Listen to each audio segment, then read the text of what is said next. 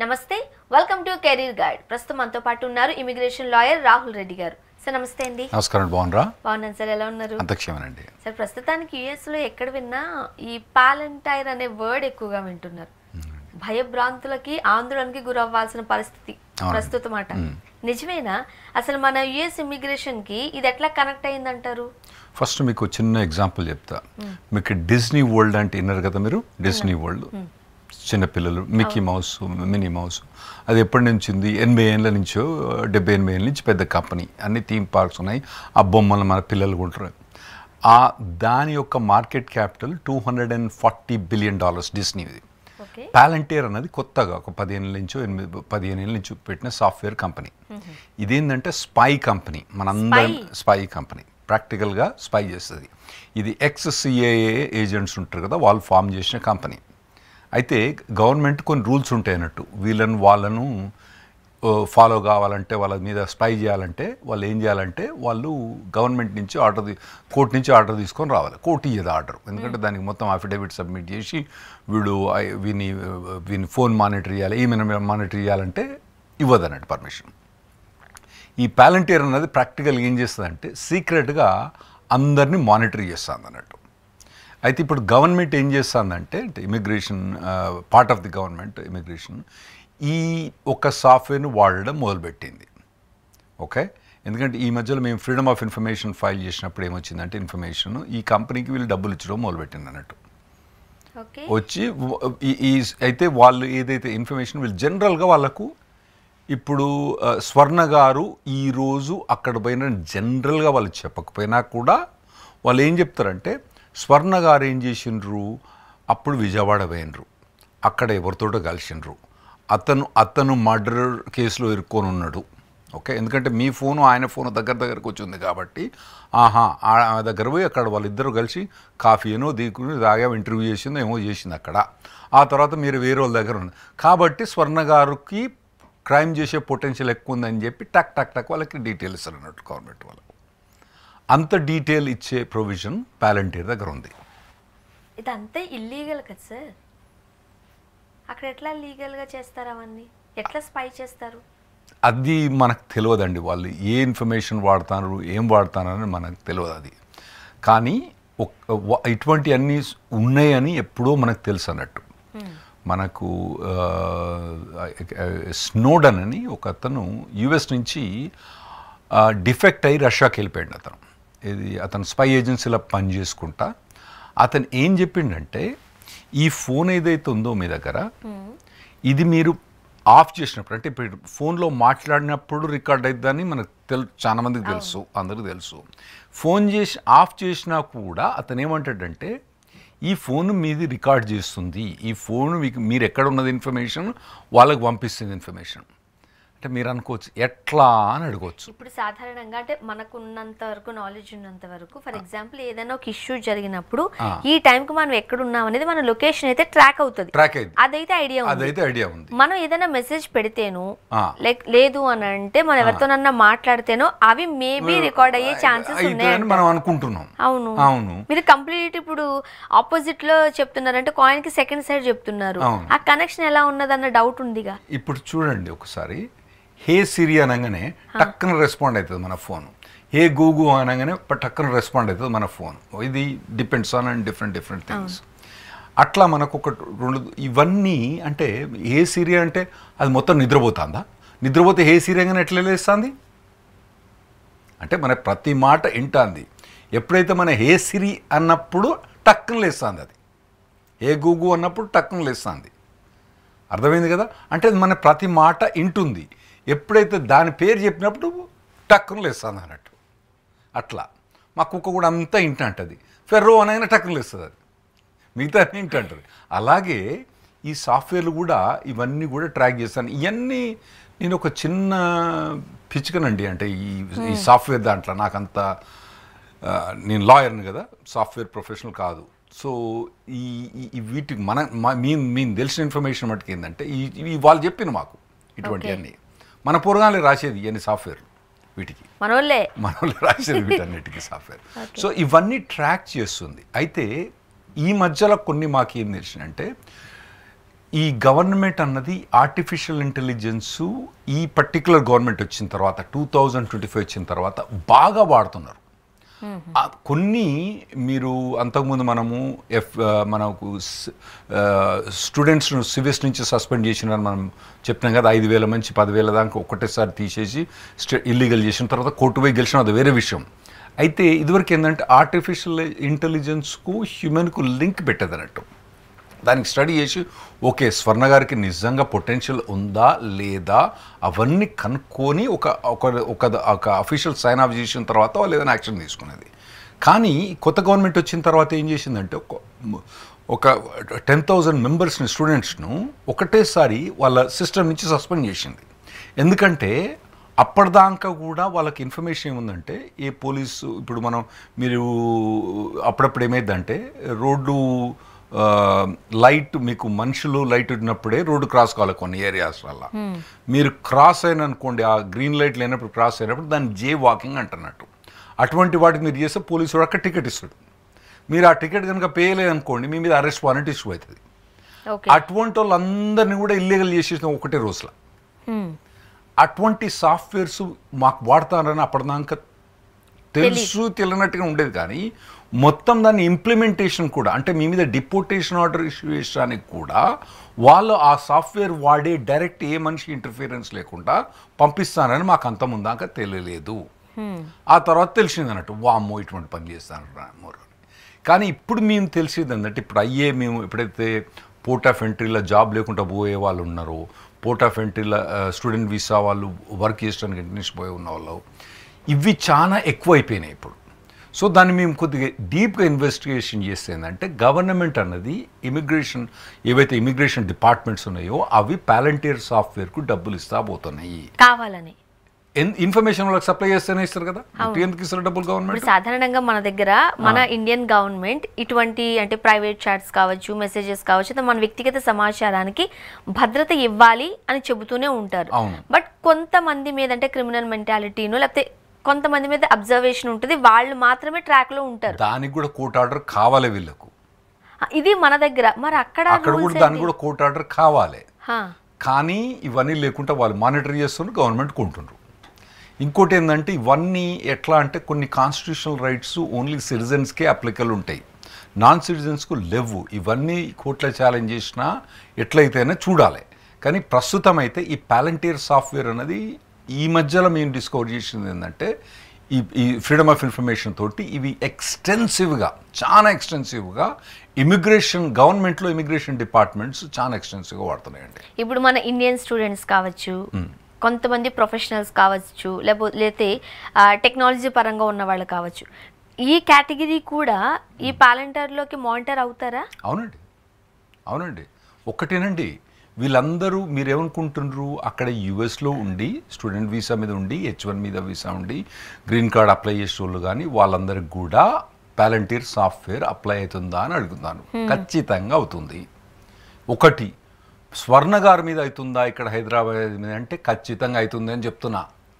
ఎందుకంటే అరే మరి నేనేం వీసా అప్లై చేయలేదు కదా, నాకేం కనెక్షన్, యూఎస్కు మీకేం కనెక్షన్ అంటే ఈ సాఫ్ట్వేర్ ఏం చేస్తుందంటే వీటన్ని మానిటర్ చేసి రేపు మన ఇండియన్ గవర్నమెంట్కి అమ్మచ్చు, పాకిస్తాన్కి అమ్మచ్చు, ఓకే ఎవరికైనా అమ్మచ్చు. అది ఆ సాఫ్ట్వేర్ అన్నది ఎవరికైనా అమ్మచ్చు. మీకు ఒక ఎగ్జాంపుల్ చెప్పాలంటే ఆల్రెడీ ఈ సాఫ్ట్వేర్ అన్నది వాళ్ళు ఇన్ఫర్మేషన్ ఇజ్రాయెల్ గవర్నమెంట్కి ఆల్రెడీ అమ్మి వాళ్ళు ఎక్కడెక్కడ బాంబ్ చేస్తే బెటర్ ఉంటుందో మొదలే వాళ్ళకి డిసైడ్ చేసి చెప్పి ఆల్రెడీ ఇజ్రాయెల్ ఈ పాలంటీర్ సాఫ్ట్వేర్ను వాడుతున్నది. అయితే ఇప్పుడు మీరు చెప్పేది ఏంటంటే ఈ H1B వీసా అప్లై చేసేటోళ్ళు స్టూడెంట్ వీసా వాళ్ళ మీద ఓకే వాళ్ళ మీద మానిటర్ చేసి వాళ్ళ వాట్సాప్లో వాళ్ళని మానిటర్ చేస్తారు కాదు. మీరు కనుక ఫోన్ దగ్గర పెట్టుకొని బాత్రూంలో కనుక స్నానం చేసి లాలా లీలా పాడిన పాటలు కూడా వాడింటాడు అని అంట. ఇప్పుడు వాట్సాప్లో అంటే మీరు మాట్లాడుతుంటే నేను బ్లాంక్ అయిపోతున్నాను సార్. ఇప్పుడు మన వాట్సాప్లో మనకేం చెప్తారు, మన మెసేజెస్ కావచ్చు, లేదు అని అంటే మన పర్సనల్ థింగ్స్ అన్నీ కూడా ఎండ్ టు ఎండ్ ఎన్క్రిప్టెడ్ అని క్లియర్గా రాసి ఉంటుంది. మన భద్రత వాట్సాప్ చేతుల్లో మనం ఇలా పెట్టామా, వాళ్ళు తీసుకున్నారా అనేది పక్కన పెడితే మన మెసేజెస్ కావచ్చు లేకపోతే మన ఇన్ఫర్మేషన్ కావచ్చు ఎండ్ టు ఎండ్ ఎన్క్రిప్ట్ అనే కదా చెబుతుంది వాట్సాప్. మరి అలాంటప్పుడు వాట్సాప్ ఎట్లా? బో మీరు నమ్మినరా? ఫస్ట్ ఆఫ్ ఆల్ నమ్ముతున్నాం కదా సార్ మేము. అది ఎవరిచ్చిండ్రు అష్యూరెన్స్ మీకు? వాట్సాప్ కూడా ఇచ్చిండు. వాట్సాప్ కూడా ఇచ్చిండు. మరి ఇది వాట్సాప్ కాదు కదా. అంటే ఇప్పుడు వాట్సాప్ లో ఉంటే అంటే వాట్సాప్ చాట్స్ మనకి కాస్త సెక్యూరిటీ ఉన్నట్ట? అట్లా కాదు. ఇప్పుడు మీకు చెప్పింది ఎవరు? వాట్సాప్ కంపెనీ చెప్పింది. అది ఎవరు? ఫేస్బుక్ కంపెనీ చెప్పింది మీకు. వాళ్ళు చెప్పిండ్రు కానీ పాలంటీర్ చెప్పలేదు కదా మీకు. అవును. ఇప్పుడు పాలంటీర్ మీ దగ్గర ఉందా? మీరు చూసిండ్రు ఎప్పుడైనా పాలంటీర్ కానీ ఉందని అంట. అది మీకు అర్థం కాదు ఉందని. దానికి ఒక సింబల్ లేకపోతే దానికి ఒక ఇదో అదేం లేదా? మనం గుర్తుపట్టలేము. ఎక్కడనో ఏ కోడ్ను వేసి పంపించేస్తాడు, వచ్చేస్తుంది. ఎన్ని సాఫ్ట్వేర్లు ఉన్నాయి మీకు? మీకు ఫేస్బుక్ ఉంది, ఇన్స్టాగ్రామ్ ఉంది, వాట్సాప్ ఉంది, తర్వాత ట్విట్టర్ ఉంది, గూగుల్ క్రోమ్ ఉంది, మీకు ఇంటర్నెట్ ఎక్స్ప్లోరర్ ఉంది, సఫారీ ఉంది. ఇవన్నిట్లో ఎన్నో ఒక్క దాంట్లో ఉందా, అన్నిట్లు ఉందా, ఎన్నిట్లు ఉందా అనేది మీకు ఎట్లా తెలవాలి? మీరు ఈ మధ్యలో ఇజ్రాయెల్లో చూసిండ్రు కదా, వాడు ఎక్కడనో తీసుకుపోయి పేజర్లు తీసుకొని పెట్టుకుంటే ఆ పేజర్ల మీద ఆల్రెడీ దాన్ని ఆల్రెడీ పెనిట్రేట్ చేసి ఆ పేజర్లను బాంబుల మాదిరి వేల్చి పాల్గొట్టిన వాళ్ళు. అట్లా చేసిన టెక్నాలజీ ఇప్పుడు అటువంటి టెక్నాలజీ. అంటే ఇప్పుడు మీరు దాదాపుగా మీకు ప్రైవసీ కావాలంటే మీరు పోయి జంగల్లో పోయి ఎక్కడ ఎవరితోటి కనెక్షన్ లేకుంటే ఆడ ఉండండి. ఫోన్ చేతిలో పట్టుకుంటే ఫోన్ అంటే అయిపోయింది. ఫోన్ మీరు ఒక్కటే కాదు, మీ దగ్గర ఎవరి దగ్గర ఫోన్ ఉన్నా కానీ మీ మీద స్పై అవుతుంది. నా దగ్గర ఫోన్ లేదు, మీ దగ్గర ఫోన్. నా దగ్గర ఫోన్ ఉంది, మరి మీరు నా దగ్గరకు వచ్చి మాట్లాడుతున్నారు కదా, ఓకే, మీ మాటలు వింటుంది కదా, మీ టోన్ రికగ్నైజ్ చేస్తుంది కదా. ఇవాళ రేపు నేను ఈ మధ్యలో యూఎస్ పోయినప్పుడు కానివ్వండి, అక్కడ వాళ్ళు పాస్పోర్ట్ అడుగుతలేరు. రాగానే రాహుల్ కమిన్ అంటారు. వాళ్ళు ఆల్రెడీ ఫేషియల్ రికగ్నైజేషన్ అన్నిటితోటి రాహుల్ కమిన్ అంటారు. ఇది ఇక్కడ కాదండి. నేను ఇప్పుడు హైదరాబాద్ ఎయిర్పోర్ట్లో పోతే మీరు డీజీ యాత్ర వాడతారా? ఏం లేదు, మనము ఐడి గిడి ఏం లేదు, చక్కగా పోగానే బొమ్ వెళ్ళిపోడే. ఎక్కడ కూడా మనం చక్కగా ఎయిర్ప్లేన్ ఎక్కడే, ఎక్కడ ఏం అవసరం లేదు మీకు. కానీ ఇప్పుడు అదే కదా సార్, ఇప్పుడు మనం వన్స్ మన టికెట్ చేతిలోకి వచ్చిన తర్వాత ఏదైతే పిఎన్ఆర్ నెంబర్ అవంతదో అన్నిటితోనూ మనం డీజీ యాత్ర ఆ యాప్ లో మనం లాగిన్ అవుతాం, సైన్ ఇన్ చేసుకుంటాం. అప్పుడే కదా మనం వెళ్ళినప్పుడు మనకి ఆధార్లు ఏం అవసరం లేకుండా మన ఫేస్ రికగ్నిషన్ వెళ్ళిపోతుంది. అది వాడు క్లియర్ గా చెప్పిండు మీకు, డీజీ యాత్ర అని చెప్పిండు. నేను డీజీ యాత్ర చేస్తుందో చేయట్లేదు నేను అంటలేను. అటువంటి ఎన్ని సాఫ్ట్వేర్లు మనం మానిటర్ చేస్తానో మనకి ఎట్లా తెలవాలి? చెప్పి చేయరు కదా వీళ్ళందరూ. తర్వాత ఇప్పుడు ఈ మధ్యలో తెలంగాణ గవర్నమెంట్ 25 లక్షల కెమెరాలను తీసుకొచ్చి మా దగ్గర హైదరాబాద్ మొత్తంలో పెట్టింది. మీరు ఎక్కడ పోయినా కానీ డిటెక్ట్ అవుతారు. మీరు అసలు అపార్ట్మెంట్ కాంప్లెక్స్లో పోయి ఏ ప్రైవేట్ అపార్ట్మెంట్ కాంప్లెక్స్లో పోయినప్పుడు కూడా మీ ఫేషియల్ రికగ్నైజ్ తోటి మీరు అన్నది తెలుస్తుంది వాళ్ళకు. అవన్నీ ఎక్కడ అప్లోడ్ అవుతాయి? ఆ డేటా అంతా ఎక్కడ అప్లోడ్ అవుతుంది? ఇంటర్నెట్లో అప్లోడ్ అవుతుంది. దానికి సెక్యూరిటీ ఉందని మీకు ఎట్లా తెలుసు? ఎంత సెక్యూరిటీ ఉంది దానికి? అది ఎవడు మానిటర్ చేస్తాడు అవన్నీ? అవన్నీ మనకు తెలియదు కదా. అయితే ఇప్పుడు మీకు అనుకునేది ఏంటంటే వీటిని అన్నిటిని కూడా మానిటర్ చేసి వాళ్ళు స్టూడెంట్ వీసా ఇచ్చేటప్పుడు కానివ్వండి, H1B వీసా ఇచ్చేటప్పుడు కానివ్వండి, వాళ్ళు ఇవన్నీ క్యాలిక్యులేట్ చేసి ఇవ్వడం కానీ ఇవ్వకపోవడం కానీ చేస్తున్నారు. సో మేము నార్మల్గా ఏం చేసినామంటే ఈ అబుదాబి ఎయిర్పోర్ట్ కానివ్వండి, షికాగో ఎయిర్పోర్ట్ కానివ్వండి, ఇటువంటి మేము చాలాసార్లు విన్నాం. వీడేం చేస్తాడు, మనోడు స్టూడెంట్ వీసా మీద పోతాడు. పోయినప్పుడు వాడు ఏం చేస్తాడు, ఆల్రెడీ అక్కడ మాట్లాడుకుంటాడు అన్నట్టు కొందరితో. అంటే అందరు కాదు, 99% ఆఫ్ ద పీపుల్ మంచిగా ఉంటారు, 1-2% ఆఫ్ ద పీపుల్ ఉంటారు కదా. వీడు అక్కడ పోకముందే ఏం చేసుకుంటాడు, ఆడ లిక్కర్ స్టోర్ తోటి మాట్లాడుకుంటాడు. వీని దోస్తు ఒక్కడు అక్కడ ఉంటాడు అన్నట్టు. ఏది వాడు కాలేజీ పోకుండా లిక్కర్ స్టోర్, వాడు ఒక లిక్కర్ స్టోర్లో లేకపోతే మోటల్నో ఇల్లీగల్గా పని చేసుకుంటాడు. వీడు పోకముందే ఏం మాట్లాడతాడు, అరే అన్న మరి నాకు కూడా జాబ్ ఇప్పిరా అంటే, మరి లిక్కర్ స్టోర్ చేస్తావరా ఈ టైంలో అంటే వీడు చేస్తా అంటాడు. ఆ మాట్లాడు కూడా తెలుగులో మాట్లాడుకుంటారు వీళ్ళు. ఓకే, అయిన తర్వాత ఆ మెసేజ్ ఫోన్, ఆ వాట్సాప్ ఫోన్ అయినా కానివ్వండి, మెసేజెస్ అయినా కానీ ఇవన్నీ రికార్డ్ అవుతాయి అన్నట్టు. రికార్డ్ అయినప్పుడు వీడు మనోడు అక్కడ షికాగో ఎయిర్పోర్ట్లో దిగంగానే వీడిని మొదలే పక్కకు పిలుస్తారు అన్నట్టు. అంటే మిగతా 99 మందిని పక్కకు వీనే పక్క పిలుస్తారు అన్నట్టు. వీని ఇన్ఫర్మేషన్ వాళ్ళ దగ్గర ఉంటుంది. ఇంకోటి ఎట్లుంటుందంటే వీళ్ళు అప్పుడప్పుడు వీళ్ళు ఆల్రెడీ యూఎస్లో ఉండి అక్కడ గ్యాస్ స్టేషన్లో ఎక్కడో పని చేసుకొని మళ్ళీ వీళ్ళు ఇండియాకి వచ్చి మళ్ళీ వెనుకకు వస్తున్నట్టు స్టూడెంట్ వీసా. వాళ్ళని కూడా పట్టుకొని వాళ్ళ పర్టికులర్గా ఆ వాట్సాప్ మెసేజ్ వీడు అన్ని డిలీట్ చేసినా కూడా ఆడ ఫోటో ఉంటుంది. ఆ ఫోటో ఎక్కడ ఉంటుంది? లిక్కర్ స్టోర్లో ఫోటో ఉంటుంది. అరే నువ్వు లిక్కర్ స్టోర్ ఎందుకు పోయినావు, లిక్కర్ స్టోర్లో ఫోటో ఎందుకు ఉంది, ఆ తర్వాత నీ బ్యాంక్లో ప్రతి నెల సో అండ్ సో టైంకు ఇంత మనీ డిపాజిట్ అవుతుంది, ఎందుకు డిపాజిట్ అవుతుంది అవన్నీ. వీడు అంటాడు సార్ రూమ్మేట్లు అందరు కలిసి నాకు ఇస్తారు, నేను రెంట్ పే చేస్తాను. నువ్వు రెంట్ పే చేసేటప్పుడు అయితే క్యాష్ అయితే పోయావు కదా, మరి అది అట్లా నీ క్యాష్ చెక్ రెంట్ పోయినప్పుడు లేదు కదా. ఇవన్నీ వీళ్ళందరూ మొదలే ఐడెంటిఫై చేసి పెడతారు అన్నట్టు. పెట్టి వీని తీసుకుపోయి డిపోర్ట్ చేయడం మొదలు పెట్టిండ్రు. కానీ అప్పుడు కూడా మాకు బుర్ర ఎలగలే, అప్పటిదాకా లైట్ ఎలగలే. ఇప్పుడు ఎలుగుతుంది మాకు, ఇప్పుడు లైట్ మాకు ఎలుగుతుంది ఎలిగి. ఇవన్నీ కూడా మాకు ఈ మధ్యలో తెలిసిన ఇన్ఫర్మేషన్. అంటే ఇప్పుడు మనం ప్రైవేట్ చాట్ చేసిన ఒకవేళ అది డిలీట్ చేసేసిన, మనకి డిలీట్ చేసినప్పుడు కూడా అక్కడ ఒక ఆప్షన్ వస్తుంది, వన్స్ ఇది మీరు డిలీట్ చేసేసారంటే మళ్ళీ అండు అవ్వదు అని. మేము అదంతా నిజమని నమ్ముతున్నాం, మీరు కాదు అంటున్నారు. అబ్సల్యూట్లీ తప్పు. ఆ ఇన్ఫర్మేషన్ మీరు ఎవరు ఏ సాఫ్ట్వేర్లో ఉన్నట్టుగా చెప్తున్నట్టు, ఏది డిలీట్ చేసినా కూడా ఎప్పటికీ ఏది డిలీట్ కాదు. అది మీకు అంతకుముందు నుంచి కూడా ఉంది, ఎప్పుడు కొత్త, అది కొత్త ఏం కాదు. కాకపోతే వీటిని అన్నిటినీ మానిటర్ చేయడం అన్నది చాలా, ఒక వాట్సాప్ కాదు మిగతా కంపెనీస్ మానిటర్ చేయడం అన్నది కొత్త విషయం. ఇంకోటి ఏంటంటే ఇప్పుడు స్వర్ణ గారి గురించి ఇన్ఫర్మేషన్ ఉంటుంది. అంటే particular visa applicant, F1 visa applicant కానివ్వండి, H1 వీసా అప్లికెంట్ కానివ్వండి, H1 అక్కడ ఉండి కానీ ఇక్కడికి వచ్చినప్పుడు కూడా ఇతని మీద అన్ని మానిటర్ ఉంటుంది. అంటే చాలా మానిటర్, అంటే చాలా క్లస్టర్ ఉంటుంది కదా. వీటన్నిటిని డీకోడ్ చేసి వాళ్ళకు కావాల్సిన ఇన్ఫర్మేషన్ వాళ్ళకు ఇమిగ్రేషన్కి ఇవ్వడం అన్నది ప్లాంటైర్ సాఫ్ట్వేర్ యొక్క విశేషం అన్నట్టు. ఓకే, దాన్ని అంటే ఇప్పుడు స్వర్ణ గారికి ఫేస్బుక్లో ఇంతమంది ఫ్రెండ్స్ ఉన్నారు, ఇంతమంది ఫ్రెండ్స్లో వీళ్ళంతా చెడ్డవాళ్ళు, వీళ్ళంతా మంచివాళ్ళు, అంటే ప్రాబబులీ మంచి ఆమె కావచ్చు. ఆ తర్వాత స్వర్ణ గారు US వీసా అప్లికేషన్ అప్లై చేస్తుంది, ఇందులో ఫేస్బుక్లో ఇంతమంది ఫ్రెండ్స్ ఉన్నారు, ఈ ఫ్రెండ్స్లో ఈ గ్యాస్ స్టేషన్లో పనిచేసే వాళ్ళు ఇంతమంది, మంచి మంచి కంపెనీలో పనిచేసే వాళ్ళు ఇంతమంది. కానీ ఈ ఫ్రెండ్స్ ఉన్నా కూడా ఈమె లింక్ అంతా, కమ్యూనికేషన్ అంతా, మెసేజెస్ అంతా ఈ చెడ్డోళ్ళతోటే ఉంది. ఓకే, ఈ యాపిల్ అటువంటి పనిచేసేటోళ్ళతో, ఈ చెడ్డోళ్ళతో, అంటే ఈమె ప్రొపెన్సిటీ చెడు ఉండొచ్చు. ఫర్ ఎగ్జాంపుల్ నేను ఏదైనా ఒక కంటెంట్ చూస్తున్నాను, నాకు నచ్చిన కంటెంట్ నేను లైక్ చేశాను, నాకు నచ్చిన కంటెంట్ నేను షేర్ చేశాను టు ఫేస్బుక్ లాంటి సోషల్ మీడియాలో. ఫర్ ఎగ్జాంపుల్ ఇన్స్టాగ్రామ్ ఉంటుంది, మన ఫాలోవర్స్ ఎవరు మనకు కూడా తెలియదు, మనకు నచ్చిన పోస్ట్, మన కంటెంట్ పోస్ట్ చేసేస్తాం, నచ్చిన వాళ్ళు లైక్ చేస్తారు. బట్ ఎవరు ఫాలోవర్స్ అని నాకేం తెలుస్తుంది? నాకు 4000-5000 మంది ఉన్నారు, అందులో ఎవరున్నారు నాకు 5 మంది కూడా తెలియదు. దాన్ని బట్టి ఈ ప్లాంటర్ ఎట్లా జడ్జి చేస్తారు నన్ను? నాకు అంత డీటెయిల్ తెలిసినా తెలియకపోయినా మీకు ఒక సింపుల్ ఎగ్జాంపుల్ చెప్తా. మీరు ఒక న్యూస్ గురించి చూస్తారు, let's say all of a sudden మీకు అస్సాంలో ఏదో వరదలు వచ్చినాయని, ఏదో వీసు వచ్చి వాడతా అంటే చూస్తా అంటారు. 4-5 తర్వాత నెక్స్ట్ మీకు ఇన్ఫర్మేషన్ యూట్యూబ్ ఏమి ఇన్ఫర్మేషన్ పంపిస్తాడు, దానికి సంబంధించిన ఏమి పంపిస్తాడు. అంటే ఏంటన్నట్టు యూట్యూబ్ ఆల్రెడీ మానిటర్ చేస్తుంది కదా. అవును, కరెక్టే. ఆ తర్వాత మీరు అమెజాన్లో పోయి ఒకటి ఎతుకుతారు, ఏమని ఎతుకుతారు, నాకు పండ్ల పుల్ల కావాలి అని ఏదో ఎతుకుతారు. ఎతికిన తర్వాత ఇది అదే అడ్వర్టైజ్మెంట్ ఫేస్బుక్లో వస్తుంది. మనకు ఎట్లా వస్తుంది అడ్వర్టైజ్మెంట్? దానికి లింకు. అంటే ఈడు అమెజానోడు ఫేస్బుక్ అని పైసలు ఇచ్చి మన దగ్గర అక్కడ పెడతాడు.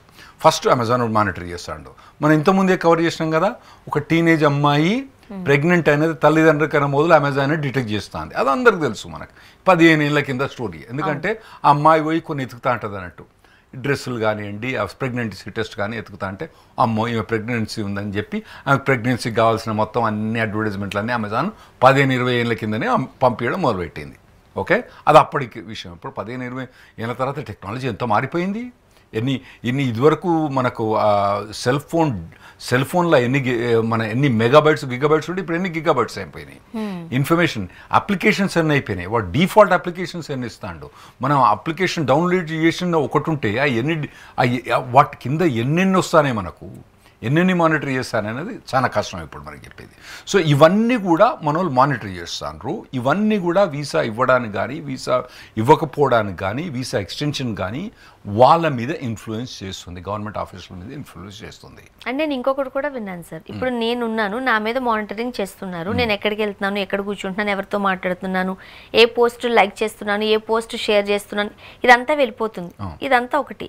అండ్ నేను ఎక్కడికి వెళ్ళాను, నా పేరెంట్స్ ఎవరు, వాళ్ళ హిస్టరీ ఏంటి, ఒకవేళ హిస్టరీగా అంటే ఫర్ ఎగ్జాంపుల్ కొంతమంది ఫ్యామిలీస్లో క్రైమ్ చేసేవాళ్ళు ఉండి ఉండొచ్చు, వాళ్ళ జనరేషన్లో నేను ఉండి ఉండొచ్చు, బట్ వాళ్ళ క్రైమ్కి నాకు సంబంధం లేదు కదా. బట్ వీళ్ళు దాన్ని కూడా కన్సిడర్ చేస్తున్నారు, వాళ్ళు కూడా క్యాలిక్యులేట్ చేస్తున్నారు అనేది విన్నది. అవునండి, నిజమా? అది ఖచ్చితంగా నిజమండి. ఒకటేంటంటే ఎప్పుడు కూడా ఒక పర్సన్ని జడ్జ్ చేసేటప్పుడు బర్త్ తోటి ఎప్పుడు జడ్జ్ చేయరాదు.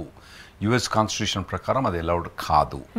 ఎక్కడ కూడా ఎవరిని కూడా మీరు ఒక పర్సన్ జడ్జ్ చేసేటప్పుడు అతని క్యారెక్టరు అతని యొక్క క్యారెక్టర్ ద్వారానే జడ్జ్ చేయాలి. అతని ఫ్యామిలీ ద్వారా కానీ అతని కుల మత నేషనల్ జెండర్ వాటి మీద మీరు భేదం చేస్తే ఎప్పుడు కూడా మీరు ఇట్స్ అ రాంగ్ హ్యాబిట్ అది. అయితే ఇప్పుడు ఈ పర్టికులర్ సాఫ్ట్వేర్ వాటి మీద జడ్జ్ చేస్తుందా అంటే దీనికి a legal norms A constitutional norms ఏవీ లేవు. ఇది ఫస్ట్ చేసేదే దొంగతనం. ఓకే, మళ్ళీ దానికి రూల్స్ గీల్స్ ఏమి లేవు. రూల్స్ రెగ్యులేషన్స్ కండిషన్స్ ఏమి లేవు. దానికి ఏదనిపిస్తే దానికి ఏది కావాలనుకున్నది అది మానిటర్ చేస్తాను. దాని అల్గోరిథమ్స్ వాళ్ళు ఇష్టమైనట్టు రాసుకొని ఏ రూల్స్ ప్రకారం కూడా ఇది ఇప్పుడు మనకు జడ్జి మానిటర్ చేయమని చెప్పినా కూడా అతను పర్మిషన్ ఇచ్చినప్పుడు జడ్జి గవర్నమెంట్ పర్మిషన్ ఇచ్చినప్పుడు ఓకే నువ్వు ఇతని ఫోన్ మానిటర్ చేయి, ఈ టైం నుంచి మానిటర్ చేయి, ఆ తర్వాత నువ్వు బంద్ చేయి, తర్వాత నాకు రిపోర్ట్ సబ్మిట్ చేయి, ఏమేమి ఇన్ఫర్మేషన్ వచ్చిందో అయినా రిపోర్ట్ సబ్మిట్ చేయమని వస్తుంది అన్నట్టు. అప్పుడు జడ్జి అంత ఈజీగా వీళ్ళు ఇష్టమైనట్టు మానిటర్ చేయి, ఒక 100 మంది మానిటర్ అని జడ్జి ఆర్డర్ ఇవ్వడు, నార్మల్గా అయితే ఇవ్వడు అన్నట్టు. ఇండియాలో కానివ్వండి తర్వాత అమెరికాలో కానీ అటువంటివి జరిగాయి. ఇప్పుడు వీళ్ళకి అసలు ఏ రూల్స్ లేవు. వీళ్ళు ఏమంటారు, మేము ఏం చేస్తలేమంటారు వాళ్ళు, కానీ అన్ని మానిటర్ చేస్తారు. ఇప్పుడు ఏ యుఎస్ ఇమిగ్రేషన్ ఏజెన్సీస్ ఇవన్నీ మానిటర్ చేస్తుంది అని మీ దృష్టికి వచ్చింది? ఇప్పుడు డిపార్ట్మెంట్ ఆఫ్ హోమ్ల్యాండ్ సెక్యూరిటీ అంటామండి. అంటే దాని కింద చాలా డిపార్ట్మెంట్స్ వస్తాయి. ఓకే, అంటే FBI కూడా ఆ డిపార్ట్మెంట్ కిందకి వస్తుంది. CIA రాదు కానీ FBI వస్తుంది. The department of homeland security కిందకి ఇమిగ్రేషన్ డిపార్ట్మెంట్స్ అన్నీ కూడా వస్తాయి. అందులో ఏంటంటే USCIS అంటే ఇమిగ్రేషన్ న్యాచురలైజేషన్ సర్వీస్, ఏదైతే బెనిఫిట్స్ కోసం అంటే మనం H1B అప్లై చేసినప్పుడు కానీ L1 అప్లై చేసినప్పుడు కానీ ఈ డిపార్ట్మెంట్ ఇన్ఛార్జ్ ఉంటుంది. ఈ డిపార్ట్మెంటు ఆల్రెడీ వాడుతున్నది. మాకు ఆల్రెడీ కొన్ని డిపోర్టేషన్స్ ఆర్డర్ డైరెక్ట్గా ఓకే, అది కూడా తప్పుడు డిపోర్టేషన్స్ ఆర్డర్స్ మాకు అక్కడి నుంచి వచ్చినాయి. తప్పుడు ఖచ్చితంగా తప్పుడు. ఎందుకంటే మాకు కొన్ని గ్రేస్ పీరియడ్ అన్నది అది ఆ సాఫ్ట్వేర్ వాళ్ళు కోడ్ చేసినప్పుడు ఏం చేసినారంటే ఈ పాలంటీర్ సాఫ్ట్వేర్ కానీ ఆర్టిఫిషియల్ ఇంటెలిజెన్స్ సాల్వ్ చేసినప్పుడు ఎవరైతే H1B కంపెనీ నుంచి విత్డ్రా చేసినారో, అంటే మీరు మైక్రోసాఫ్ట్ పనిచేస్తుండ్రు, మైక్రోసాఫ్ట్ కంపెనీ ల్యాబ్ చేసింది, ల్యాబ్ని చేయగానే ఏం చేస్తుంది H1B విత్డ్రా చేస్తుంది. H1B విత్డ్రా చేసినప్పుడు వాళ్ళు ఈ కొంతమందికి, అందరు కాదు, ఒక 15-20 మందికి వాళ్ళు ఏం చేసినారు డిపోర్టేషన్ నోటీస్ పంపించాను. అంటే మీరు కోర్టుకు పోవాలి, ఇమీడియట్గా మీరు ఇండియాకి వచ్చినా కూడా వీలు ఉండదు, మళ్ళీ కోర్టుల పర్మిషన్ తీసుకోవాలి. అదో 10,000 పని, మళ్ళీ 6 నెలలు 7 నెలలు తలకానప్పుడు పడి మళ్ళీ రావాలన్నట్టు. అయితే వీళ్ళకు 60 డే గ్రేస్ పీరియడ్ అన్నది లాలో ఉన్నది. ఈ 60 డేస్లో మీరు ప్యాకప్ చేసుకొని ఇండియాకి రావచ్చు, లేదంటే మీ హస్బెండ్ H1 మీద ఉంటే మీరు H4 పోవచ్చు, లేదంటే మీరు F1 మూవ్ అవ్వచ్చు, లేదంటే మీరు B2 మూవ్ కావచ్చు. ఇటువంటి అన్ని ప్రొవిజన్ కూడా మీకు 60 డేస్లో ప్రొవిజన్ ఉన్నా కూడా అది ఇగ్నోర్ చేసి ఆ లా అన్నది రాయలే. వాళ్ళకు ఏం రాసిండ్రు అక్కడ ఆ అల్గోరిథంలా ఏం రాసిందంటే ఓకే మైక్రోసాఫ్ట్ H1B విత్డ్రా అయితే ఇతన్ని చక్కగా డిపోర్టేషన్ నోటీస్ పంపేయని వచ్చేసింది అన్నట్టు. సో USCIS ఇమిగ్రేషన్ అన్నది ఈ సిస్టమ్ ఆల్రెడీ వాడుతున్నది. నెక్స్ట్ మీకు ఏమొస్తుందంటే ఇప్పుడు మీకు అక్కడ H1B అప్రూవ్ అయిన తర్వాత ఏం చేస్తారు, డిపార్ట్మెంట్ ఆఫ్ స్టేట్ పోయి వీసా తీసుకుంటారు. డిపార్ట్మెంట్ స్టేట్ అంటే కౌన్సిల్ ఆఫీసర్స్. కౌన్సిల్ ఆఫీసర్స్ కూడా సేమ్ డిపార్ట్మెంట్ ఆఫ్ హోమ్ల్యాండ్ సెక్యూరిటీకి ఇస్తుంది. వాళ్ళు కూడా ఆల్రెడీ వాడుతున్నారు ఈ ఇన్ఫర్మేషన్. వాళ్ళకు కొందరు ఇన్ఫర్మేషన్ చెప్పాలంటే మీరు మన H1B వాళ్ళు 2 జాబులు చేస్తున్నారు. 2 జాబులు చేయడం తప్పేం కాదు. కాకపోతే వీడు ఏం చేస్తాడంటే ఒక జాబ్ ఏమో లీగల్గా చేస్తాడు, ఇంకో జాబ్ ఏమో వేరే H1B ఫేక్ చేసుకొని వాడు ఆ శాలరీ అన్నది ఇండియాలో రిసీవ్ చేస్తాడు. ఈ ఈ ఎవరైతే వీడు ఆ శాలరీకి పోయినప్పుడు ఎన్ని జాబ్ చేస్తానంటే నేను ఒకటే జాబ్ చేస్తాను, నిజం చెప్పు నువ్వు 2 జాబులు చేస్తాను, లేదు చేస్తాను. మరి ఏంది మరి నువ్వు ఈ పర్టికులర్ కంపెనీ AT&Tలో కూడా నువ్వు జాబ్ చేస్తున్నావు అని తెలిసిపోయింది వాళ్ళకు. వీడు అక్కడ తెలియదు. ఆ తర్వాత నువ్వు ఈ డబ్బులు తీసుకుపోయి ఎక్కడిస్తాను ఆ ఇన్ఫర్మేషన్ అన్నీ తీసుకొని మళ్ళీ అదే పాలంటీర్ సాఫ్ట్వేర్కి వీళ్ళు అప్లోడ్ చేస్తాంటారు అన్నట్టు. ఎందుకంటే మళ్ళీ వేరే ఆఫీషియల్కు ఇన్ఫర్మేషన్ పంపించాలని. ఓకే, సో ఆ ఇన్ఫర్మేషన్ అంతా కూడా వాళ్ళ దగ్గర చేరిపోతుంది. మాకు తెలిసిపోయింది ఇది. మొదలు మాకు నేను చెప్పాను కదండి, లైట్లు వెలగలేదు. మొదలు చెప్తాను, ట్యూబ్ లైట్లో మేము సాఫ్ట్వేర్ ప్రోగ్రాంలో కాదు, మేము లాయర్లం. సో మా ట్యూబ్ లైట్ అంత జల్దీ వెలగలేదు, ఇప్పుడు వెలిగింది. డిపార్ట్మెంట్ ఆఫ్ స్టేట్ చేస్తుంది. తర్వాత custom and border protection, CBP అంటాం. అంటే మీరు ఇక్కడ నుంచి ఏరోప్లేన్ తీసుకొని వీసా తీసుకొని మీరు ఫ్లైట్లో ఎరిగి పోయిన తర్వాత అక్కడ ఎయిర్పోర్ట్లో వాడు ఉంటాడు. అక్కడ వానికి కూడా ఆ డిపార్ట్మెంట్ పేరు కస్టమ్స్ అండ్ బార్డర్ ప్రొటెక్షన్ అంటాం అన్నట్టు. వానికి కూడా ఈ ఇన్ఫర్మేషన్ చేరిపోయింది వెంటనే, వానికి కూడా ఈ ఇన్ఫర్మేషన్. అయితే కొందరు ఏమంటారంటే, అరే మరి మీరు ఇట్లా మాట్లాడుతున్నారు కదా, ఈ ఇన్ఫర్మేషన్ మొదలు ఇమిగ్రేషన్ దగ్గర ఉండి ఈ ఇన్ఫర్మేషన్ డిపార్ట్మెంట్ స్టేట్ దగ్గర ఉంటే ఫస్ట్ ఇమిగ్రేషన్ ఎందుకు అప్రూవ్ చేసింది, సెకండ్ డిపార్ట్మెంట్ స్టేట్ ఎందుకు చేసింది, మళ్ళీ థర్డ్ సిబిపి అయిన తర్వాత అక్కడ వాడిని రిపోర్ట్ చేస్తారని అంటారు అన్నట్టు. అయితే ఇవన్నీ ట్రాప్ మిషన్స్ అన్నట్టు.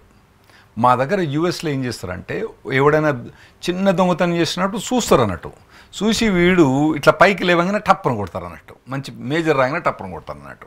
ఎందుకంటే మిగతా వాళ్ళందరూ బుద్ధి వచ్చేటట్టు కొట్టేటప్పుడు మంచి కొడతారు. ఎందుకంటే ఫస్ట్లే చిన్నగానే పట్టేసింది అనుకోండి, అది పెద్దగా న్యూస్ కాదు వాళ్ళకి. వీళ్ళు కూడా కాస్త నెగ్లెక్ట్ చేస్తుంటారు, మరి ఇక్కడ దొరకలేదంటే అనుకుంటారు. రైట్. సో అట్లా వీళ్ళు ఏం చేస్తారు, మరి వీళ్ళు ఇంటెన్షనల్గా చేస్తారా లేదా అంటే ఇవన్నీ డిపార్ట్మెంట్స్ కూడా ఇండివిజువల్గా ఫంక్షన్ చేస్తాయి. వాళ్ళ ఇన్ఫర్మేషన్ కూడా షేర్ చేసుకుంటారు, కొంత ఇన్ఫర్మేషన్ వాళ్ళ దగ్గరనే ఉంటుంది అన్నట్టు. మరి వాళ్ళు షేర్ చేసుకుని చేస్తారా లేదా వాళ్ళకి డైరెక్ట్ ఇన్ఫర్మేషన్ వస్తుందా లేదా అంటే తర్వాత ఇన్ఫర్మేషన్ వచ్చిందా అన్నది మాకు తెలియదు ఇప్పటిదాకా. సో ఇప్పుడు మేము ఫ్రీడమ్ ఆఫ్ ఇన్ఫర్మేషన్ ఫైల్ చేసినా కూడా అవన్నీ బ్లాక్అవుట్ చేసేస్తారు మాకు. ఆ ఇన్ఫర్మేషన్ అన్ని కూడా వాళ్ళకి ఎక్కడి నుంచి వచ్చిన ఇన్ఫర్మేషన్ అన్నదన్నీ పేజెస్ అని బ్లాక్అవుట్ చేసేస్తారు.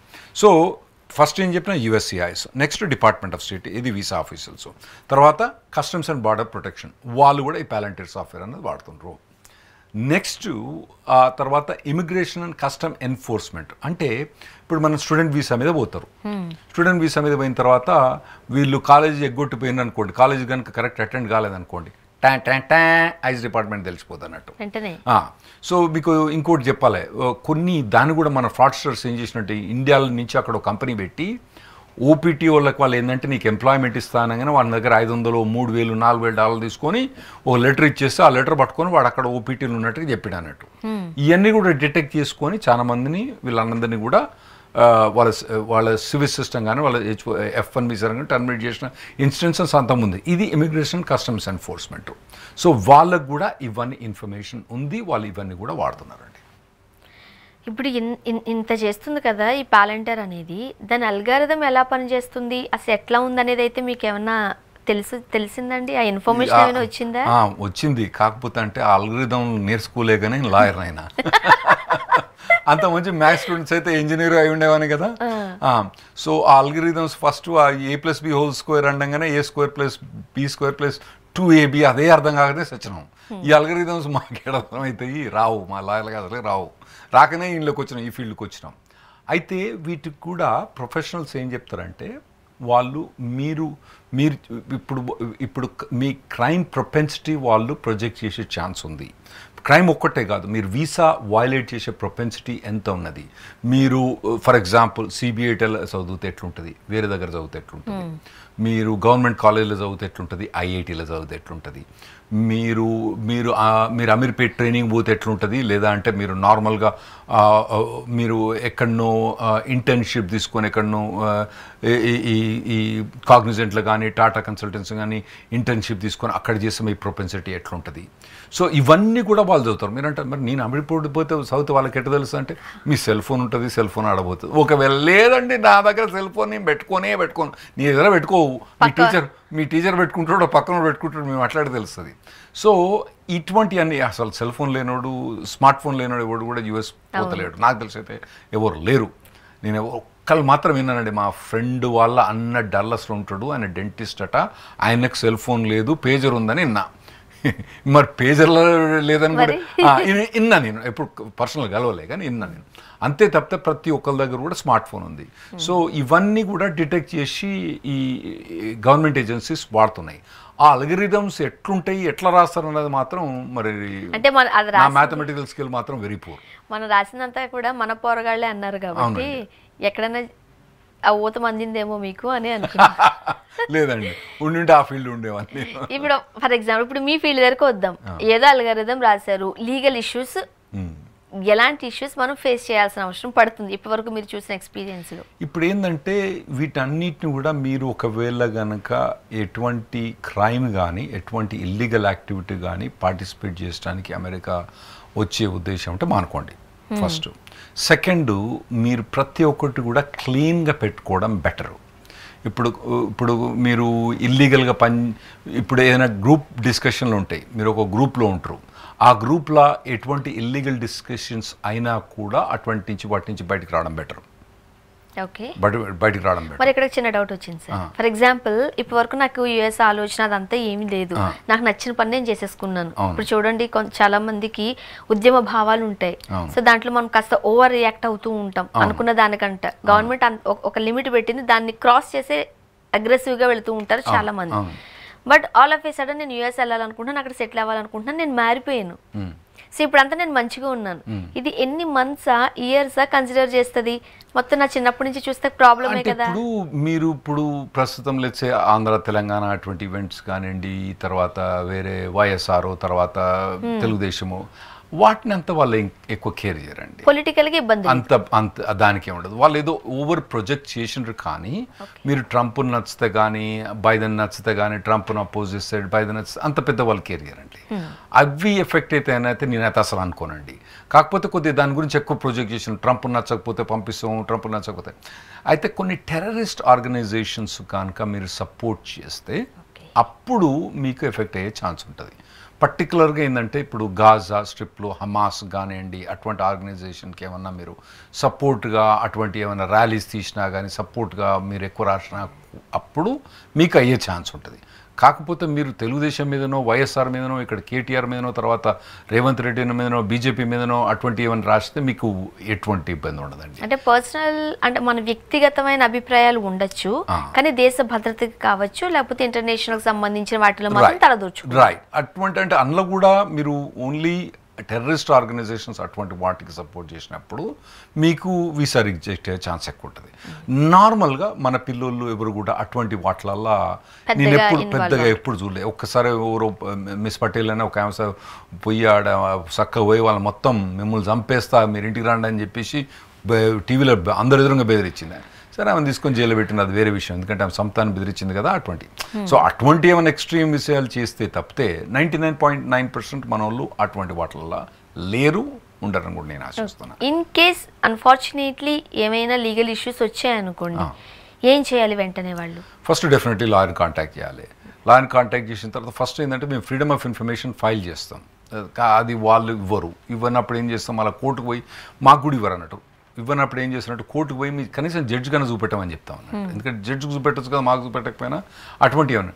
సో ఫస్ట్ ఏంటంటే ఇవన్నీ యాక్షన్ చేయాలంటే మీరు యూఎస్లో ఉంటేనేమో ఇవన్నీ కొద్దిగా ఈజీ అవుతాయి మాకు. ఇండియాలో అయితేనేమో మాకు లిమిటెడ్ రైట్స్ ఉంటాయి, మళ్ళీ వీసా రావడం కానీ అటువంటి ఏం కానీ.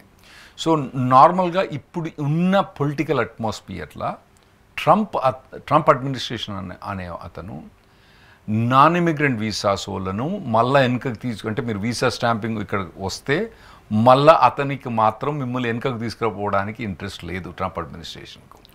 H1 మీదకి ఇంట్రెస్ట్ లేదు, H4 మీద ఇంట్రెస్ట్ లేదు, F1 మీద ఇంట్రెస్ట్ లేదు, అతనికి L1 మీద వాళ్ళని కూడా వెనక తీసుకోవాలని ఇంట్రెస్ట్ లేదు, గ్రీన్ కార్డులను కూడా వాళ్ళకి ఇంట్రెస్ట్ లేదు, న్యాచురలైజ్ సిటిజన్షిప్ మీద కూడా వెనక తీసుకోవాలని కూడా అతనికి ఇంట్రెస్ట్ లేదు. కాకపోతే లీగల్గా ట్రంప్ గవర్నమెంట్ అన్నది కొన్ని చేయొచ్చు, కొన్ని చేయరాదు. కాబట్టి విధిలేని పరిస్థితుల్లో మీకు వీసా ఇవ్వడం తప్పితే అతను ట్రంప్ గవర్నమెంట్కి ఇష్టం ఉండి మాత్రం మీకు వీసా ఇస్తలేడు ఇప్పుడు. అది మాత్రం గుర్తుపెట్టుకోండి. సో అందుకోసం మీరు వీలైనంత మటుకు యూఎస్లో ఉంటే ఇప్పుడు యూఎస్లో ఉండడమే బెటరు. మళ్ళీ వీసా కోసం అనవసరంగా ఇక్కడికి వచ్చుకొని మీరు తలకాయ నొప్పి పెట్టుకోవడం అనవసరం. సరే, ఇప్పుడు టాటా కన్సల్టెన్సీ కాగ్నిజెంట్గా పనిచేస్తుంటే మీరు H1B వీసా అప్రూవ్ అయితే మీకు ఛాన్స్ లేదు, మీరు కంపల్సరీ కన్సల్టెంట్ పోవాలి. ఆ పోయేటప్పుడు మీరు ఎటువంటి జాగ్రత్తలు తీసుకోవాలంటే మీరు సోషల్ మీడియా ఇవన్నీ చెక్ చేసుకోండి, ఎవరెవరు ఉన్నారు మీ ఫ్రెండ్స్. మనకు వెనకట గాంధీ గారు చెప్పింది కండి, చెడు వినొద్దు, చెడు చూడదు, చెడు సావాసం చేయొద్దు, అటువంటివి ఉన్నాయి కదా. మీకు ఎవరెవరైతే చెడు సావాసాలు ఉన్నాయో ఒకసారి మీరు నాకు 1000 మంది ఫ్రెండ్స్ ఉన్న దానికన్నా మీరు చెక్ చేసుకోండి, ఇంతమంది మీకు అవసరమా, ఇందులో ఎవడెవడు ఎటువంటి మెసేజ్ పెడుతున్నాడు, దానికి మీరు అన్ని సపోర్ట్ చేస్తున్నాడు. పొలిటికల్ మెసేజెస్ నేను ఇగ్నోర్ చేయండి. ఎవరైనా పర్టికులర్గా వైఎస్ఆర్, తెలుగుదేశము, అదేదో ఉన్నాడు కదా ఇంకోటి పార్టీ అక్కడ ఆంధ్రలో, సరే ఏ పార్టీ అయినా కేటీఆర్ అని కానీ సపోర్ట్ చేసినా ఆపోజిట్ కానీ అది పెద్దగా మీరు పట్టించుకోవాల్సిన అవసరం లేదు, యు ఆర్ ఫైన్. కానీ ఒకవేళ కనుక ఇమిగ్రేషన్ మీద ఎవరైనా ఇల్లీగల్ యాక్టివిటీస్ అక్కడ పోయి ఇల్లీగల్గా పనిచేయడం కానీ ఇల్లీగల్గా ఉండడం కానీ అటువంటి ఏమైనా మీరు వాట్సాప్ గ్రూప్లో ఉన్నా కూడా, టెలిగ్రామ్ గ్రూప్లో ఉన్నా కూడా, మీరు ఎటువంటి ఫేస్బుక్ గ్రూప్లో ఉన్నా కూడా మీరు అందులో నుంచి బయటకు వచ్చేసాడు బట్టి ఉండకండి అలా. ఓకే. సో అటువంటి జాగ్రత్త. ఇంకోటి, ఎవరన్నా మీకు తప్పుడు మాటలు మాట్లాడితే మీరు అతన్ని బ్యాన్ చేసేయండి, లేదంటే గ్రూప్ నుంచి బయటకు వచ్చేసేయండి. నేను పర్సనల్గా కూడా నేను హిందూ ఆర్గనైజేషన్ అని ఎవరో నన్ను యాడ్ చేసినండి, ఎక్కడ హ్యూస్టన్లో. వాళ్ళు మాట్లాడే మాటలు చాలా అగ్రెసివ్గా ఉన్నాయి నాకు. నేను చెప్పినారే నాయన, ఎవరో ఒక బోర్డు పెట్టుకుంటారు, సరే అఫెన్సివ్, ఎందుకు అఫెన్సివ్ ఉందని వీళ్ళు ఏమంటారు, వాళ్ళ మీద యాజిటేషన్. అంటే నేను ఫస్ట్ అడిగినా, do you believe in the constitutional right to freedom of expression అని నేను అందరికి మెసేజ్ పెట్టినా. మరి అంటే no, we don't believe in all those things అన్నారు. అంటే నేను పెట్టుకొచ్చేసిన. ఎందుకు వీళ్ళతో తలకాయనప్పుడు ఇవన్నీ ఎక్కడికి పోతే మనకు తెలియదు. వాళ్ళు ఏం చేసినా అప్పుడు ఏమైందంటే, వాళ్ళు ఏమైనా యాక్టివిటీ చేసినా మనకు రెస్పాన్సిబిలిటీ అయ్యే ఛాన్స్ ఉంటుంది కదా. ఆ గ్రూప్లో మనం ఉన్నాం కాబట్టి ఏ రెస్పాన్సిబిలిటీ మనకు వస్తుందో తెలియదు మనకు. వాళ్ళు పోయి ఆ రాత్రిపూట వాళ్ళని ఏదైనా అటాక్ చేసి దాన్ని ఆ బోర్డును తగలబెట్టాను అనుకోండి, అలా ఎవరైనా చంపేసాను అనుకోండి, మన పరిస్థితి, మనం ఉన్నాం కదా పార్ట్ ఆఫ్ ద గ్రూప్లో. సో మీరు ఇవన్నీ స్టడీ చేయండి. స్టడీ చేసి ఎక్కడైతే మీరు ఎప్పుడైతే డౌట్ఫుల్ ఉన్నప్పుడు వచ్చేసాడు గ్రూపుల నుంచి. నీ ఇన్ని గ్రూపులు మెసేజ్ వస్తానే, అన్ని గ్రూపులు మెసేజ్ వస్తానే అని పోకండి అందులో అనవసరంగా. రిలీజియస్ గ్రూప్లో కూడా వెరీ ఇంపార్టెంట్, ఎందుకంటే రిలీజియస్ గ్రూప్ అన్నది అది శాంక్టిటీ అని ఏం కాదు, ఎందుకంటే ఈ యాక్టివిటీస్, చెడ్డ యాక్టివిటీస్ అక్కడి నుంచి కూడా అవుతాయి. సో అక్కడి నుంచి కూడా మీరు జాగ్రత్తగా ఉండండి. నేను పర్సనల్గా లాయర్ అయి ఉండి హ్యూస్టన్లో నాకు తెలిసిన వాళ్ళ కూడా ఆ గ్రూపుల నుంచి నేను వచ్చేసిన. నేను అడిగిన వాళ్ళను, మీకు freedom of expression, right to freedom of speech, constitutional first amendment believe చేసి మీరు ఇది పోరాటానికి ట్రై చేస్తారంటే, లేదు మాకు అయిన అవసరం లేదు, హిందూ అంటే నేను వచ్చేసిన వద్దండి, నేను ఉండలేనండి, వచ్చేసిన. నేను మనం కేర్ఫుల్గా ఉండండి. సో నేను చెప్పేది ఏంటంటే, ఇటువంటి ఏ గ్రూప్లో ఉన్నా కూడా వాళ్ళు మానిటర్ చేస్తుండ్రు. మీరు ఎప్పుడైతే ఏవైతే కాన్స్టిట్యూషన్ కానీ లీగలిటీస్ కానీ ఏమైనా గ్రూప్లో వయలేట్ చేసేటప్పుడు అయితే మీరు వచ్చేసండి. జోకులు గీకులు వదిలేండి, అది నార్మల్. పొలిటికల్ ఒపీనియన్ లేదు, నాకు వైఎస్ఆర్ ఇష్టం, చంద్రబాబు నాయుడు ఇష్టం, వీళ్ళు ఇష్టం, వాళ్ళు ఇష్టం అంటే పర్వాలేదు. అందులో ఇష్టం లేదు, చంద్రబాబు నాయుడు మీద జోకులు, మన జగన్ మీద జోకులు, కేటీఆర్ మీద జోకులు, రేవంత్ రెడ్డి, పర్లేదు, వాటికి ఇబ్బంది ఏం లేదు. కానీ any physical action, so freedom of expression is different, action is different. ఎప్పుడైతే యాక్షన్ పోయేటప్పుడు అప్పుడు మీరు అక్కడి నుంచి బయట, టెర్రరిజం యాక్టివిటీ కావచ్చు, రిలీజియన్ యాక్టివిటీ కావచ్చు. రిలీజియన్ యాక్టివిటీ అంటే మీరు పోయి పూజ చేసి గంగ నీళ్ళు తీసుకొస్తుంటే తప్పేం లేదు. అదే ఆ తర్వాత రెచ్చగొట్టే వీళ్ళని నాశనం చేద్దాం, వాళ్ళని నాశనం చేద్దాం, అటువంటి ఏమైనా యాక్టివిటీ ఉంటే మీరు బయటకు వచ్చేసండి. ఇంకోటి ఏంటంటే, మీరు కమ్యూనికేట్ చేసేటప్పుడు F1 వీసా అన్నది పోయి స్టూడెంట్ వీసా చేసుకుంటానికి. ఒకవేళ కనుక మీరు అక్కడ పోయి గ్యాస్ స్టేషన్లు కానీ రెస్టారెంట్లు కానీ పనిచేయదలుచుకుంటే మిమ్మల్ని వాళ్ళు మానిటర్ చేస్తారు, మీరు అటువంటి యాక్టివిటీ. ఒకవేళ మీరు పని చేయకపోయినా కూడా ఆ గ్రూప్లో అటువంటి యాక్టివ్స్ అన్నీ పబ్లిసైజ్ అవుతున్నాయి అనుకోండి, మీరు ఆ గ్రూప్ నుంచి బయటికి రండి. నేను చూసిన నేను డల్లస్లో కొన్ని గ్రూప్స్ నేను చూడలేదు, అంటే నా వాట్సాప్ గ్రూప్ కాదు కానీ నేను వేరే వాళ్ళని చూసినట్టు, వాళ్ళు చూపెట్టినట్టు, అరే మరి వీళ్ళందరూ డిస్కస్ చేస్తాను, రాహుల్ ఇది కరెక్టేనా, నేను స్టూడెంట్ వీసా మీద ఉన్నా కానీ నేను వీకెండ్కి వచ్చి మీ ఇంట్లో పని చేస్తా, ఇటువంటి పని చేస్తా అని చెప్పి వాళ్ళు అక్కడ క్లియర్గా రాసి పెడతాను అన్నట్టు. సో అటువంటి గ్రూప్లో మీరు ఉన్నారు అనుకోండి, అంటే మీరేం ఇల్లీగల్ దానికి వచ్చే ఛాన్స్ ఉందని వాళ్ళు ప్రొజెక్ట్ చేస్తాను, ఇల్లీగల్ ఎంప్లాయీస్ని ప్రొజెక్ట్ చేస్తాను. సో అటువంటి గ్రూప్స్లో మీరు ఉంటే మీరు వెళ్ళి రాండి. నేను డల్లస్లో అటువంటి గ్రూప్ చాలా చూసిన, నేను పర్సనల్గా చూసిన. సో అటువంటి గ్రూప్స్లో మీరు బయటికి రాండి. తర్వాత ఎటువంటి కూడా ఇప్పుడు H1B వీసా ఉంటుంది. H1B వీసా మీరు డబ్బులు పే చేసి H1B వీసా అప్లై చేస్తే అది ఇల్లీగల్ యాక్టివిటీ. అది మీకు వాడు చేసిండు, ఎల్ఐ చేసిండు, పుల్ల చేసిండు, ఎప్పుడో చేసిండు వదిలేయండి. ఇప్పుడు మాత్రం అటువంటి కంపెనీస్ అన్నిటిని కూడా మానిటర్ చేస్తుండ్రు. అటువంటి కంపెనీస్, ఈ కంపెనీ ప్రొఫైల్స్ కూడా తయారవుతున్నాయి. ఒక ఇండివిజువల్సే కాదు, కంపెనీ ప్రొఫైల్స్ కూడా తయారవుతున్నాయి. ఈ కంపెనీ ఎంతమందికి ఎంప్లాయ్మెంట్ ఇండియా నుంచి స్పాన్సర్ చేసింది, వాళ్ళు ఇన్ హౌస్ ప్రాజెక్ట్ అని పెడతారండి. ఆడ ఇన్ హౌస్ ప్రాజెక్ట్ ఉండనే ఉండదు, ఆడ అసలు ఆఫీసే ఉండదు. మనోళ్ళు ఏం చేస్తారంటే వాళ్ళకి డబ్బులు ఇస్తే కొన్ని వీసాలు అప్పుడప్పుడు ఏం చేస్తారంటే, అంతకుముందు సరే ఇచ్చి కొన్ని వీసాలు వస్తాయి, రాగానే ఏం చేస్తారు, ఒక 5-6 మంది రాగానే 500 మంది వీళ్ళు అప్లై చేస్తారు. ఆడేం చేస్తారు, 500 మంది 5 లక్షలు అంటే ఎంత అయిందండి, 2.5 కోట్లు అయిందా ఎంత అయిందో నాకు లెక్కలు కరెక్ట్ తెలియదు. కానీ వాడు ఏం చేస్తాడు, ఆ పైసలు పెట్టుకొని వచ్చిన వాళ్ళకి వస్తుంది, రాని వాళ్ళకి కాదు, కథం. వాడు ఇండియా నుంచి ఆపరేట్ చేస్తాడండి. అక్కడ ఆడ ఆఫీస్ ఉండదు, ఏముండదు, పిఓ బాక్స్. అంటే పిఓ బాక్స్ అంటే మీరు అక్కడ రెంట్ చేసుకోవచ్చు అన్నట్టు, ఆఫీస్ రెంట్ చేసుకోవచ్చు. అది ఎట్లుంటుంది అంటే పెద్ద ఆఫీస్ ఉంటుంది, కరెక్టే, మంచిగానే ఉంటుంది, అడవగానే మంచిగానే ఉంటుంది. కానీ ఆ ఆఫీస్లో 500 కంపెనీలు ఉంటాయి, ఏ కంపెనీ పేరు మీద ఉండదు అన్నట్టు. మీరు పోగానే ఆడ రిసెప్షన్ మంచిగా ఉంటుంది, కానీ అలా వాని ఆఫీస్ కానే కాదు అది. మీరు ఆన్లైన్లో సెర్చ్ చేస్తే అదే అడ్రస్ సెర్చ్ చేస్తే 500 కంపెనీస్ అడ్రస్లు వస్తాయి. అదే దాన్ని పిఓ బాక్స్ అంటాం. అంటే నార్మల్ ఇక్కడ మీకు రీగస్ కానీ వేరే చాలా ఉన్నాయి కంపెనీస్ అవి, వాళ్ళు చేరేస్తారు, కొన్ని కంపెనీస్ చేరేస్తారు, కొందరికి అఫీషియల్గా అడ్రస్ కావాలి కాబట్టి. సో అటువంటి ఆఫీసులలో మీరు H1B ఫైల్ చేసాడు, ఇన్హౌస్ ప్రాజెక్ట్ ఉందంటే వాడు నమ్ముతాడా? ఆ ఎన్ని ఇన్ఫర్మేషన్ అంతా కూడా ఇదివరకు కరెక్ట్గా చేరిందో చేరలేదో, కానీ ఇప్పుడు పాలంటీర్ ద్వారా క్లియర్గా చేరుతుంది. సో ఇటువంటి ఉన్న కంపెనీస్ మీరు పోకండి. ఇటువంటి ఏమైతే మీరు రిజెక్ట్ ఎద్దులే, పనులు వచ్చిన తర్వాత మళ్ళీ వీసా తీసుకోవాలంటే లేదు. ఎందుకంటే మీరు ఫ్రాడ్లెంట్ యాక్టివ్లో ఒకసారి పార్టిసిపేట్ అయితే మీకు లైఫ్ లాంగ్ బ్యాన్ ఉంటుంది. లైఫ్ లాంగ్ బ్యాన్, మళ్ళీ పోవడానికి ఉండదు. మళ్ళీ దానికి వేవర్ అప్లై చేయాలంటే మళ్ళీ లాయర్కు 4-5 లక్షలు 8 లక్షల దండగా, తర్వాత ఆ ఉన్నా కూడా పర్సంటేజ్ ఆఫ్ ఛాన్సెస్ తక్కువ ఉంటుంది. వచ్చినా కూడా అక్కడ మీకు బిక్కుమని ఆ వీసా తప్ప ఇంకో వీసాకు పోవడానికి వీలు ఉండదు. అవన్నీ రిస్ట్రిక్షన్స్ ఉంటాయి. సో ఇవన్నీ ఏంటంటే ఇవి మీకు లాంగ్ టర్మ్లో ఎఫెక్ట్ అవుతాయి అన్నట్టు. మీరు ఒకవేళ యూఎస్ పోదలుచుకుంటే జెన్యున్ కంపెనీ ద్వారా జెన్యున్గా పని చేసుకొని లాంగ్ టర్మ్లో పోవడం నేర్చుకోవడం బాలేదు. అప్పటికి మీకు మంచి ఎక్స్పీరియన్స్ వచ్చి ఎక్స్పోజర్ వచ్చి పోవడం చాలా బెటర్ అవుతుంది. ఇప్పుడు రైట్ వేలో నుంచి మనం వెళ్ళామనుకోండి, ఎలాంటి ఇబ్బందులు లేవు. మరి ఆ పక్క అదే ఈజీగా వెళ్ళిపోతాం కానీ చెప్పి చిన్న సందులో నుంచి వెళ్తానంటే ఇష్యూస్ వస్తాయి. రైట్ వేలో పోతే పాలంటీర్ సాఫ్ట్వేర్ కానీ అంటే ఇవో కొన్ని యాక్సిడెంట్స్ అయితే అన్ని క్లియర్గా ఉంటాయి. కానీ ఇన్ జనరల్గా 99% మీకు ఎటువంటి ఇబ్బందులు ఉండదు. థ్యాంక్ యూ సో మచ్ అండి. సో పాలంటీర్ అంటేనే భయపడిపోవాల్సిన పరిస్థితి వచ్చేసింది, బట్ చాలా క్లియర్గా ఎక్స్ప్లెయిన్ చేశారు. తీసుకోవాల్సిన జాగ్రత్తలు అండ్ మనం ఏం చేయాలి, ఏం చేయకూడదు చాలా క్లియర్గా తెలియజేశారు. థ్యాంక్ యూ సో మచ్ అండి.